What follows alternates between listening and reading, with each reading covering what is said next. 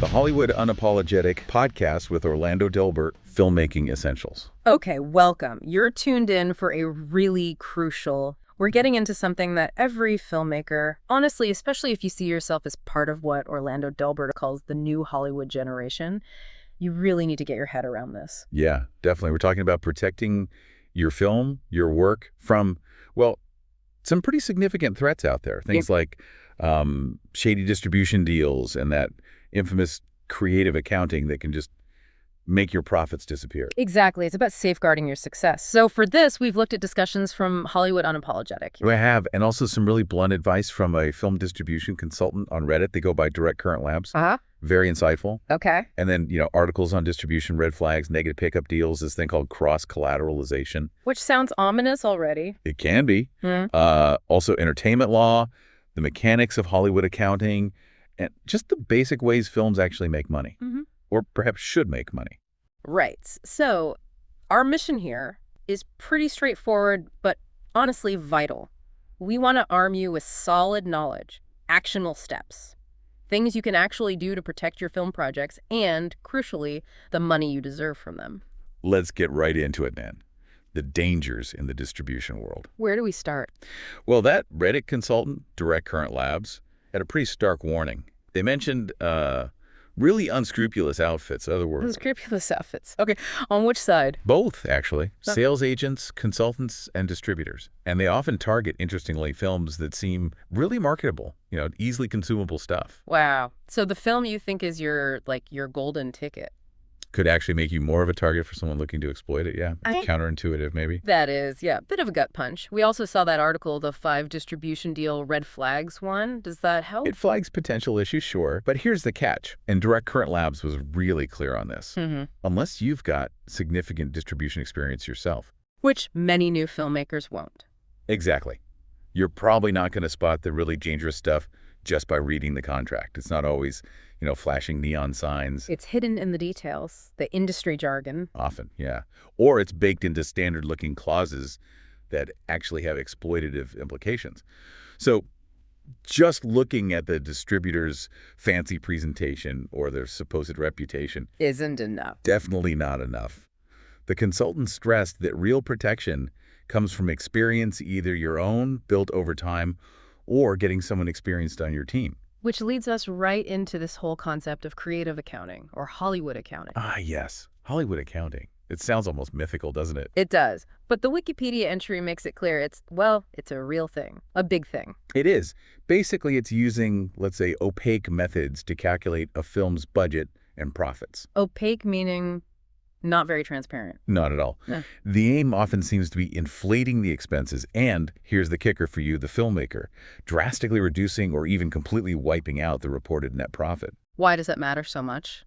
Beyond taxes for the studio, I mean. Because anyone banking on getting a share of the net profits, writers, actors, producers, investors, maybe you suddenly find there are no net profits to share, even if the film made a fortune at the box office. Okay, wait. The examples on Wikipedia? Yeah. They're staggering. We're talking huge films. Return of the Jedi, Coming to America. Batman, Forrest Gump, Men in Black, Bohemian Rhapsody, Yesterday. The list goes on. Films that grossed hundreds of millions, sometimes billions. And they were reported as unprofitable. How is that even possible? Well, there are various techniques. One big one is using subsidiary companies. The studio sets up, say, a distribution arm, just another part of the same parent company. Right. And that distribution arm then charges the film an enormous distribution fee. So the studio is effectively paying itself, inflating costs on paper, and shrinking the profit margin. Wow. Okay. What else? Cross-collateralization came up again? Yes, both Wikipedia and a good article from Rapbook explain this. It means the distributor uses the profits from your successful film.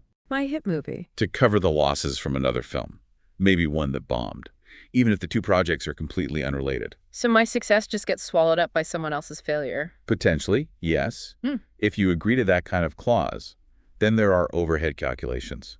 Wikipedia mentions things like charging a flat 15% of production costs as overhead or 30% of gross rentals as distribution overhead. Regardless of the actual costs. Often with little direct link, yeah. It's just an applied charge that further reduces profit. It sounds incredibly cynical. Well, listen to Linda Carter's famous quote. Don't ever settle for net profits. It's called creative accounting. Right. And Eddie Murphy talking about monkey points for net participation. It tells you something about how it's viewed within the industry. So understanding this is the first defense, knowing these tricks exist, what can filmmakers actually do? What are the concrete steps? Okay, number one, absolutely crucial, and this echoes the Reddit consultant again, you have to research and vet any potential distributor or sales agent rigorously. Don't just trust their pitch. Never just trust the pitch. Yeah. Do your homework. And honestly, if you can afford it, pay someone, experienced a distribution consultant, maybe a producer who knows the ropes to vet them for you. That makes sense, like a background check. Rapbook also had good advice there, didn't they? About finding distributors who handled similar films. Yes, exactly. Look for companies with a track record in your genre, your budget range, your target audience. Have they actually succeeded with films like yours before? And then talk to people who've worked with them. Definitely. Rapbook suggests asking other producers some key questions. Were the reports and payments timely and clear? Okay. Did the distributor actually spend what they promised on marketing? Were you happy with the marketing strategy, the communication? And the big word. Would you work with them again? That's often the most telling answer. These real-world accounts are worth so much more than their marketing materials. No, lawyers. Obviously essential. That entertainment law article hammered home their importance. Oh, absolutely vital. Entertainment lawyers are your shield when it comes to the legal stuff. Copyright, contracts, IP, labor law, regulations, all of it. They draft the contracts, negotiate the deals. Script rights, music licenses, talent agreements, and yes, distribution deals. They make sure everything's legally sound, protect confidentiality, advise on financing structures. You absolutely need good legal counsel. But there was that caveat from the Reddit consultant, Direct Current Labs, about relying only on lawyers for the distribution deal itself. Yes, and this is such an important nuance. Lawyers are experts in law. They ensure the contract is legally binding and protects your rights according to the letter of the law. But they might not know the business side. They might lack the specific hard-won industry knowledge and business sense to spot all the potential financial traps or red flags in a distribution offer. Things that aren't strictly illegal, but are just bad business for the filmmaker. So the consultant suggested That way. that a producer might be better. They suggested that sometimes an experienced producer glancing at a deal might spot more practical, business-related problems based on industry norms than a lawyer focused purely on legal wording. The different skill set. That's really interesting. So you need the legal protection, definitely, but you also need someone who understands the game, the business realities of distribution. Precisely. Which brings us to the deal terms themselves. You need to understand what you're signing, like negative pickup deals. Right. What's those? Okay, so a negative pickup, Wikipedia explains it well, is basically where a distributor agrees up front to buy your finished film for a set price. That sounds helpful for getting financing, maybe. It absolutely can be. It makes the project more bankable, but, and it's a big but, you, the producer, are usually responsible for any cost overruns. If you go over budget, that's on you. Ah, so there's still risk. Definitely. And there's that catch-22. Sometimes you need the distribution deal to get the financing, but distributors want to see you already have financing before they commit. Tricky. Okay, and cross-collateralization again. Rapbook said avoid it. Why specifically? Because, like we said, it lets the distributor use your film's success to pay for their failures elsewhere. Yeah. Your hit movie's profits could just vanish into the red ink of some other movie you had nothing to do with. Got it. Avoid. What about the distributor's cut, their percentage of gross revenues? Rapbook mentioned 35% for domestic theatrical. Is that fixed? Not at all. That's maybe a starting point for negotiation. Your leverage depends on everything, your budget, how much buzz your film has, who's in it, your marketing plan, if it won awards at Sundance. So a hotter film gets a better deal? Generally, yes. You can negotiate that percentage down if they really want your film. And the length of the deal. Rapbook mentioned 8 to 15 years. That seems incredibly long. It is long. Distributors like long terms because it gives them more time to exploit all the rights across different platforms. But Script Magazine had different advice. Shorter terms. Yeah, they suggested aiming for much shorter terms, like maybe 3 years maximal. Why is shorter better for the filmmaker? Flexibility. If the distributor isn't doing a good job, or if the market changes drastically, which it does a shorter term, lets you get your rights back sooner and maybe find a better deal or try something else. 15 years is an eternity. Makes sense. And then back-end agreements, where the distributor also takes a piece of the profit. Right. Rapbook mentions this too. Distributors often want a percentage of the film's profit after all their costs and fees are recouped. Which brings us back to Hollywood accounting. Exactly.